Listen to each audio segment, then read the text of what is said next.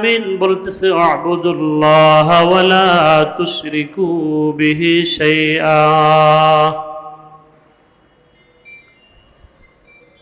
এই আয়াতের মধ্যে আল্লাহ তাআলা অনেকগুলো ঈমানদারদেরকে অনেকগুলো বিষয়ের নির্দেশ করেছেন, আদেশ করেছেন।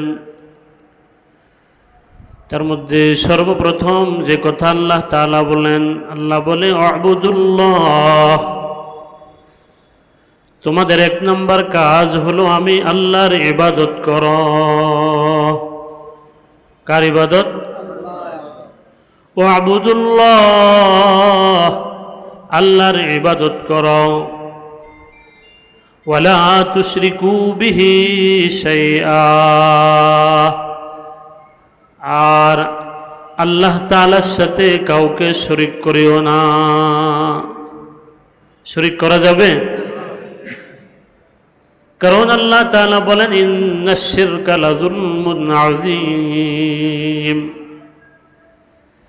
শিরক হলো সবচেয়ে মারাত্মক গুনাহ। এজন্য আল্লাহ তাআলা সাবধান করে দিয়েছে যে হে, তোমরা আমার ইবাদত করবা, ইবাদত করো, এটা আমার নির্দেশ, আমার আদেশ হলো তোমরা আমি আল্লাহর ইবাদত করবা। আর সাবধান, তোমরা আমি আল্লাহর সাথে কাউকে শরীক করিও না। সুতরাং বোঝা যায় ইবাদত করতে হলে শিরিক মুক্ত হইতে হবে, ঠিক না বেঠিক? ইবাদত করলাম শিরিক করলাম কোনো লাভ হবে না। তো এক নম্বর কথা যেটা আমি আপনাদেরকে বুঝাইতে চাই, আল্লাহ তাআলা বলে হে তোমরা এক নম্বরে আমি আল্লাহর ইবাদত করবা, এরপরে আমি আল্লাহর সাথে কাউকে শরীক করবা না। এরপরে আল্লাহ তাআলা আল্লাহর ইবাদতের পরে আল্লাহর তাওহীদের একত্ববাদের ঘোষণার ইবাদত করার পরে আল্লাহ পাক বলতেছে এরপরের কাজ হলো তোমাদের ওয়াবিল ওয়ালিদাইনি ইহসানা, তোমরা তোমাদের মা বাবার সাথে সদাচরণ করবা। সুবহানাল্লাহ। আল্লাহ তাআলা আল্লাহর ইবাদতের পরেই বলছে তোমরা মা বাবার সদাচরণ করবা, মা বাবার সাথে ভালো ব্যবহার করবা। শুধু এই আয়াতে না, আল্লাহ তাআলা অনেক জায়গার মধ্যে আল্লাহর ইবাদতের পরে আল্লাহ তাআলা বলছে তোমরা তোমাদের মা বাবার সাথে সদাচরণ করো। যেমন অন্য জায়গায় আল্লাহ তাআলা বলতেছে ওয়া কাযা রাব্বুকা আল্লা তা'বুদু ইল্লা ইয়্যাহু ওয়া বিল ওয়ালিদাইনি ইহসানা। আল্লাহর ইবাদতের পরে আল্লাহ তাআলা মা বাবার সাথে সদাচরণ করতে বলছে। তার মানে বোঝা যায় আল্লাহর হক আদায়ের পরে পৃথিবীতে সবচেয়ে বড়, আমার আপনার কাছে সবচেয়ে অধিকার যারা পাওনা, তার মধ্যে মাতা পিতা সবার আগে, ঠিক না বেঠিক?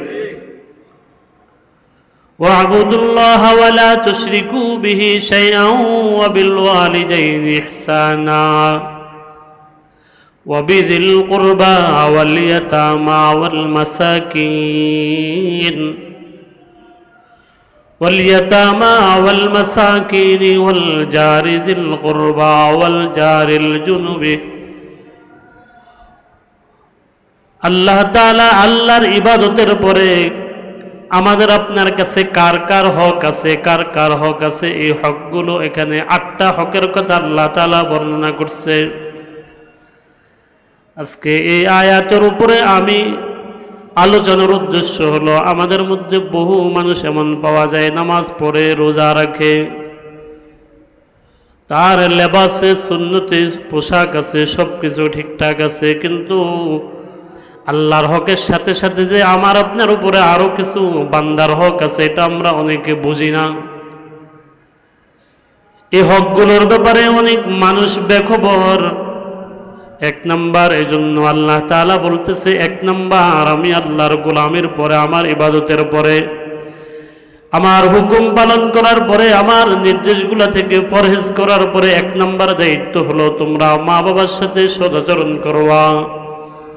দুই নম্বর হক হলো তোমরা তোমার নিকটাত্মীয়র সাথে সদাচরণ করবা। কার সাথে বলুন তো সকলে? আমার সাথে নিকটাত্মীয়। নিকটাত্মীয়তার মানে বোঝায় যাদের সাথে আপনার আমার সাথে রক্তের সম্পর্ক আছে, রক্তের বন্ধন আছে। এমন নিকটাত্মীয় যারা আছে এদের সাথে সদাচরণ করবা, এদের সাথে ভালো ব্যবহার করবা, এদের হক আদায় করবা। কিছু দৈহিক হক আছে, এদের সাথে তুমি তোমার সামর্থ্য অনুযায়ী তুমি তাদের হক আদায় করবা। আবার কখনো কখনো এমন হয় তোমার যদি সামর্থ্য থাকে আর্থিকভাবে তাদের হক আদায় করবা। ঠিক না ভাই? ঠিক। দরকার আছে না নেই? শুধু দরকার না, আল্লাহর নির্দেশ। আল্লাহর নির্দেশ। আল্লাহর গোলামি করবা, আল্লাহর গোলামির পরে মা বাবার হক আদায় করবা 1 নম্বরে। 2 নম্বরে নিকটাত্মীয়র হক আদায় করবা। কারণ বহু মানুষ পাওয়া যায় সমাজে যে এই মানুষগুলো তার আপনজন, আপন আত্মীয়, নিকটাত্মীয়র হক আদায় করে না। হক শুধু আদায় করে না, তার উপরেই ক্ষান্ত থাকে না, হক আরও মেরে দেয়। ঠিক না ভাই? ঠিক আছে না এমন? মা বাবার হক আদায় করে না সন্তান, ভাই ভাইয়ের হক আদায় করে না, ভাই বোনের হক আদায় করে না, চাচার হক আদায় করে না, আপন আত্মীয় রক্তের সম্পর্কের এই যে রক্তের বন্ধন রক্ষা করে না। আছে না নাই?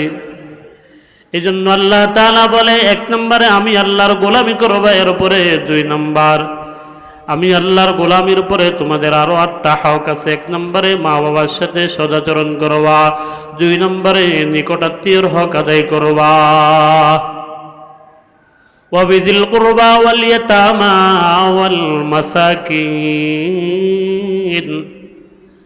ওয়া'বুদুল্লাহা ওয়া লা তুশরিকু বিহি শাইআন ওয়া বিল ওয়ালিদাইনি ইহসানান ওয়াবিজিল কুরবা واليتامى والمساكين والجار ذي القربى। 3 নম্বরে হক আদায় করবা এতিম মিসকিনের। ঠিক না বে? ঠিক। কার হক আদায় করব? আল্লাহর গোলামি করব, আল্লাহর ইবাদত করব, সব হুকুম আহকাম পালন করব, তার সাথে সাথে এতিমের সাথে সদাচরণ করব, ভালো আচরণ করব, তার হক আদায় করব। মিসকিনের হক আদায় করব, মিসকিনের সাথে ভালো আচরণ করব। ঠিক না ভাই? ঠিক। এগুলোর বড় অভাব, এগুলোর বড় অভাব আমাদের মাঝে। এই 3 নম্বর আল্লাহ বলতেছে ওয়াল ইয়াতামা ওয়াল মাসাকিন ওয়াল জারি যিল কুরবা ওয়াল জারিল জুনুবি। 4 নম্বর হক হলো 4 নম্বর হক হলো তুমি তোমার নিকটতম প্রতিবেশী যারা আছে তাদের হক আদায় করবা। কি বলেন? আছে না নাই? আমাদের প্রতিবেশীর মধ্যে মনে রাখবেন, অনেকে জানে না, এটা আমার কথা নেই, স্পষ্ট কোরআনের আয়াতের তরজমা। ওয়াল জারি যিল কুরবা ওয়াল জারিল জুনুব, 2 ধরনের প্রতিবেশীর কথা আল্লাহ তাআলা বলছে। বলেন কয় ধরনের প্রতিবেশী? একটু হলো নিকটতম প্রতিবেশী। বলেন কি প্রতিবেশী? আরেকটা হলো আপনার নিকটতম প্রতিবেশী না, প্রতিবেশী কিন্তু নিকটতম না। এখন নিকটতম মানে কি?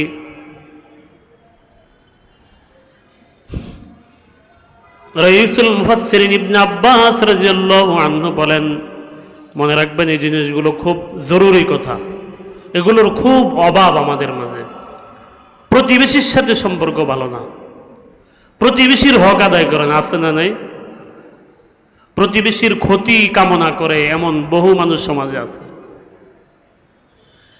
অথচ নিজেকে দিনদার দাবি করে,